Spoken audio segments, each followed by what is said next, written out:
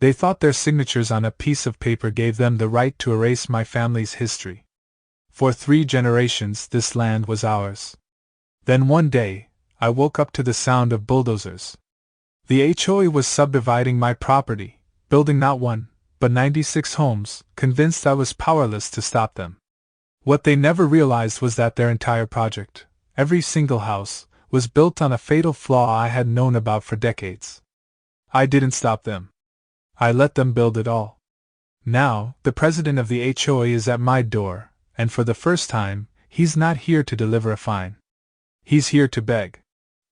My name is Elias Vance, and for over 40 years, the Whispering Pines subdivision was just the view from my porch. My grandfather built our homestead on 20 acres of pristine North Carolina woodland when this was all just countryside. The city slowly grew around us, but our property remained a quiet, wooded sanctuary. My wife, Clara, and I raised our kids here. We watched deer graze in the morning mist from this very porch.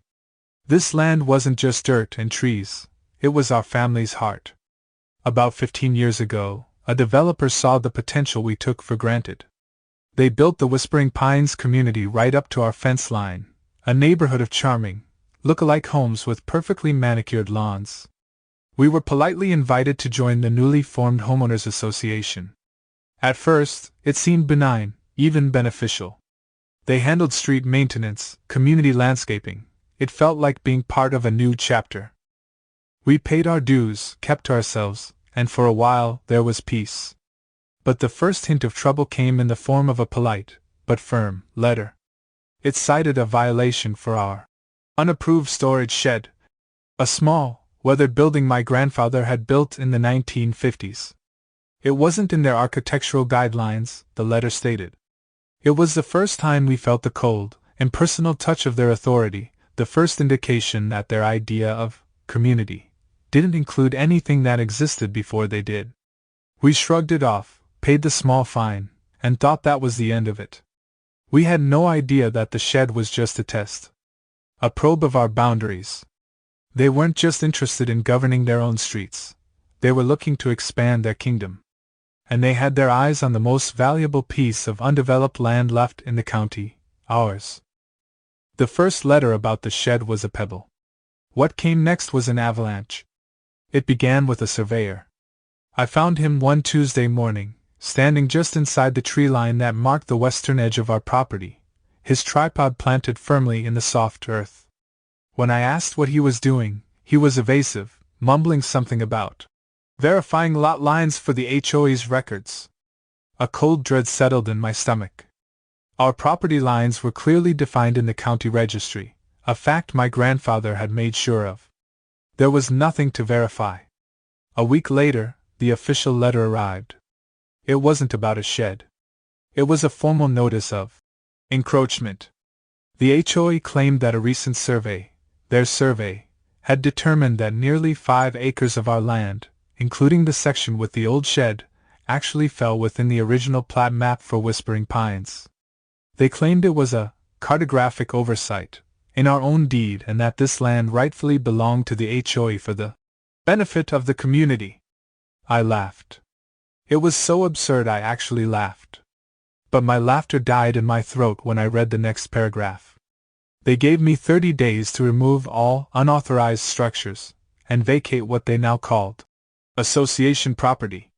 They were trying to steal my land with a piece of paper and a blatant lie.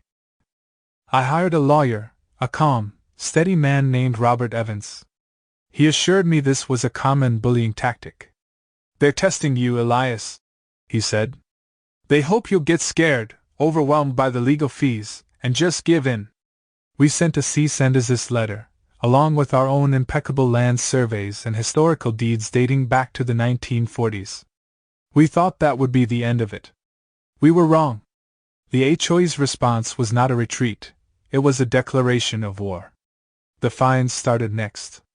They came in a blizzard of crisp, white envelopes. A fine for unapproved vegetation, the native wildflowers Clara loved. A fine for non-compliant paint color on the shed we were now in a legal battle over. A fine for creating a nuisance because bird feeders were attracting vermin. Each fine was more ridiculous than the last, each one a deliberate poke, designed to inflict a death by 1,000 cuts. Then came the harassment. Our mail was, accidentally, opened. Our garbage cans were tagged for violations on days we hadn't even put them out. One evening, we found the HOA president, a smug man named David Sterling, and 2 board members standing at the end of our driveway, pointing at our house and taking notes on a clipboard. When I walked out to confront them, Sterling just smiled a thin, bloodless smile. "Just a routine property review, Elias. We have certain standards to uphold." The pressure was relentless. Clara, who had always been the strong one, started jumping at the sound of the mail slot. The constant stress was taking its toll. Our peaceful sanctuary had become a fortress under siege. But the true turning point, the moment the conflict escalated from petty harassment to something far more sinister, came on a rainy afternoon in October. I was in my study when I saw a black SUV with the developer's logo slowly cruising the perimeter of our property. The next day, it was back, this time with 2 men who got out and hammered a small wooden stake topped with orange ribbon into the ground. A deep, primal fear shot through me. I called Robert immediately. His tone, usually so calm, was now deadly serious. "Elias, they're staking the land. That's not a legal tactic, that's a preparation tactic. They're acting like they've already won." He dug deeper, calling in favors at the county planning office. What he discovered was breathtaking in its audacity. The Whispering Pines HOA had quietly partnered with the development corporation. Together, they had submitted preliminary plans to the county for a new phase of homes, the Enclave at Whispering Pines, a luxury expansion featuring 96 new properties. And the plans were laid directly on top of my 20 acres. They weren't just trying to steal 5 acres. They were planning to take it all. The legal fight became a monster, consuming our savings, our sleep, and our peace. David Sterling and the HOA board leveraged every resident's dues to fund their army of lawyers against us. We were David, but they had bought a Goliath. The county, swayed by the promise of increased tax revenue from 96 new homes, was dragging its feet, finding discrepancies in our paperwork that needed further review. The worst day of my life was the day the bulldozers arrived.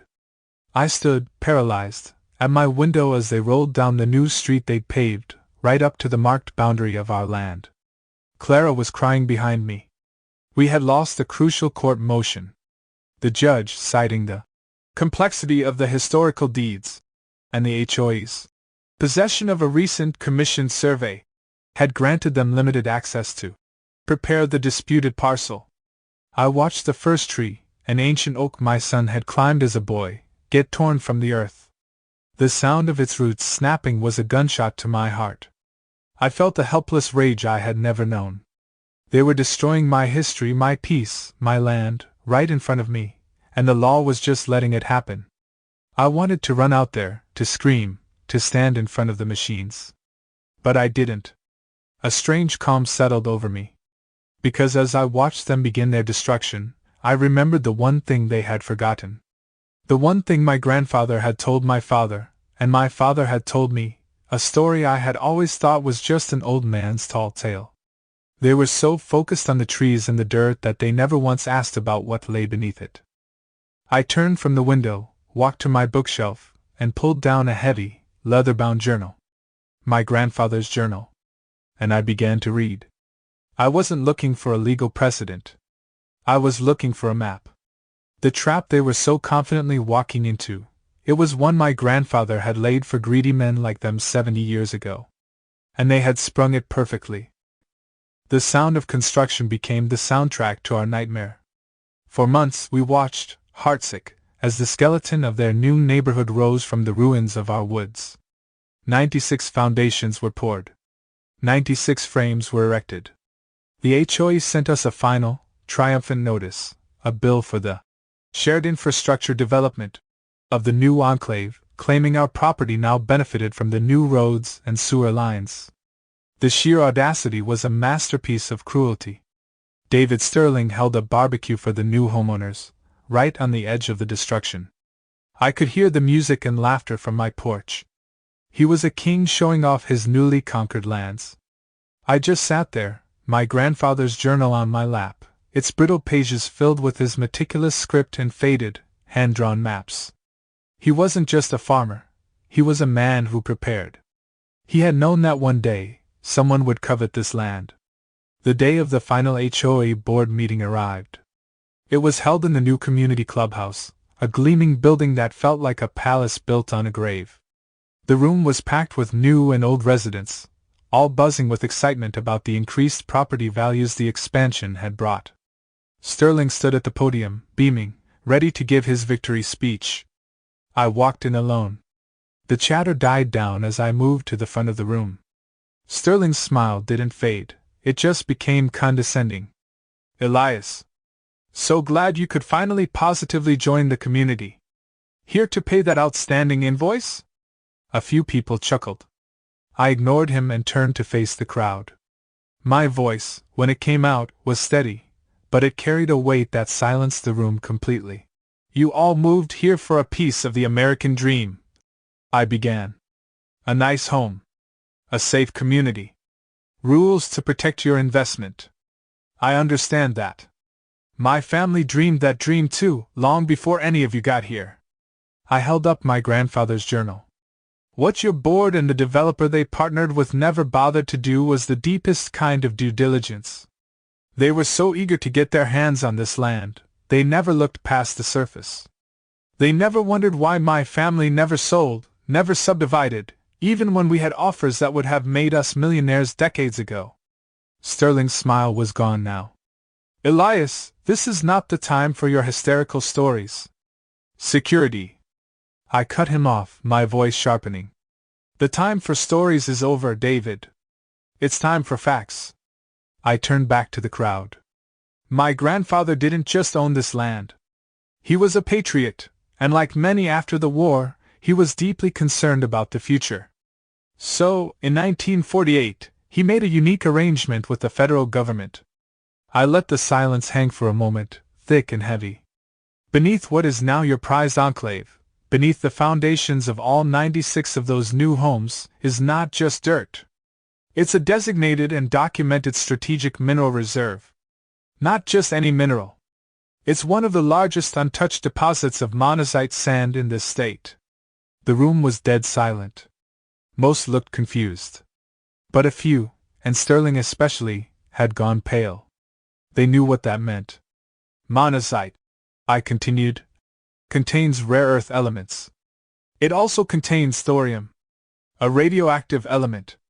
Which is why, in a legally binding covenant that runs with the land, a covenant filed with the county, the state, and the Department of the Interior, all surface development is expressly forbidden. In perpetuity.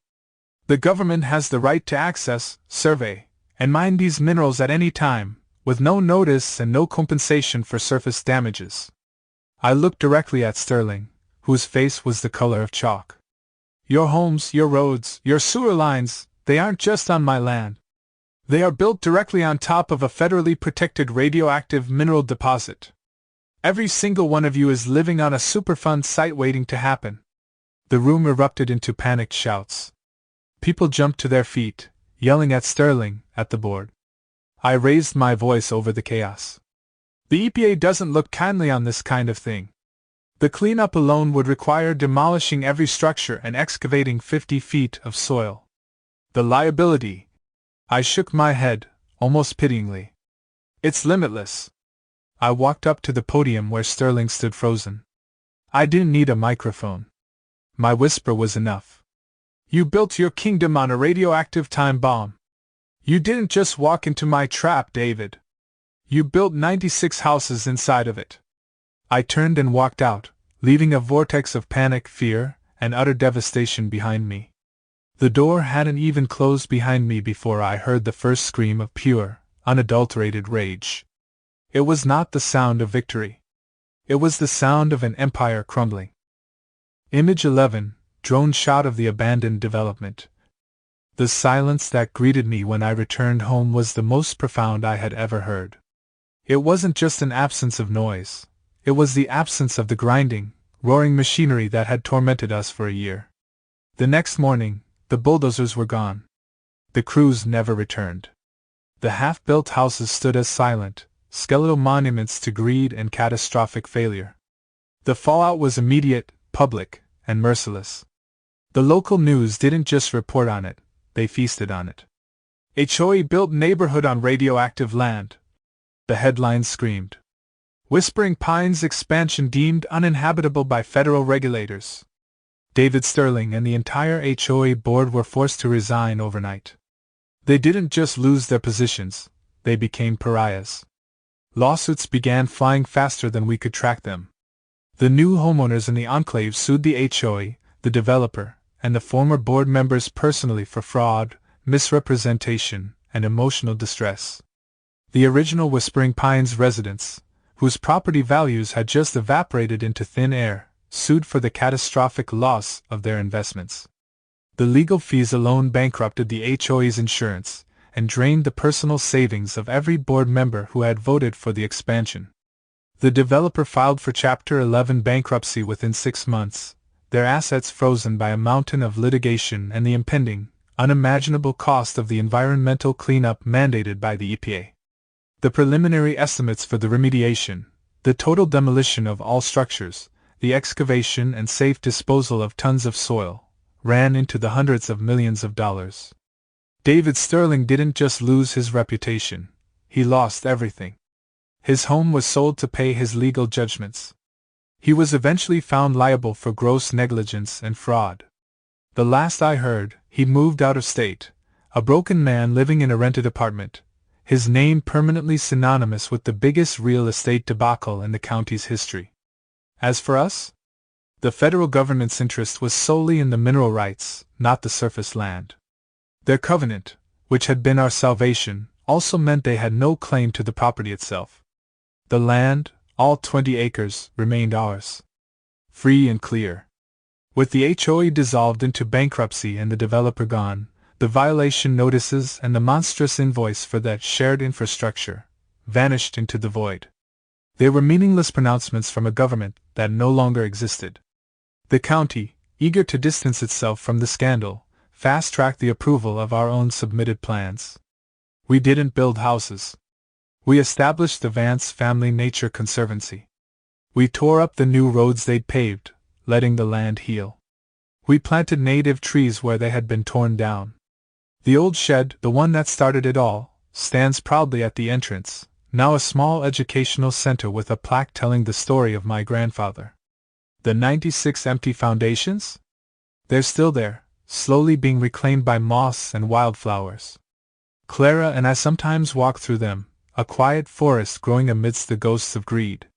It's a permanent, open-air monument to the consequences of unchecked arrogance.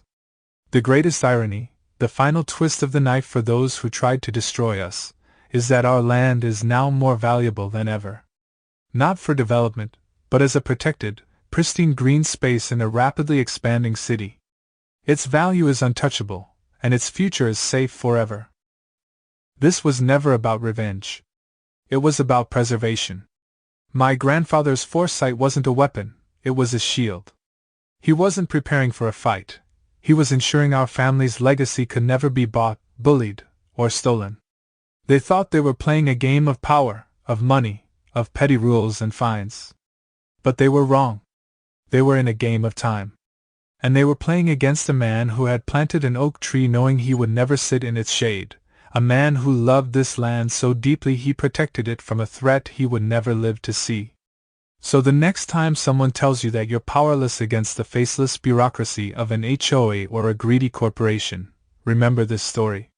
Remember that the loudest voice in the room is often the most desperate.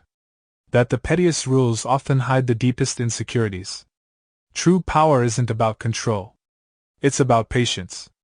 It's about knowing that some traps aren't built with steel and wire, but with time, legacy, and the unshakable belief that right, eventually, must win. They wanted to build a community on my land. In the end, all they built was a tomb for their own ambition.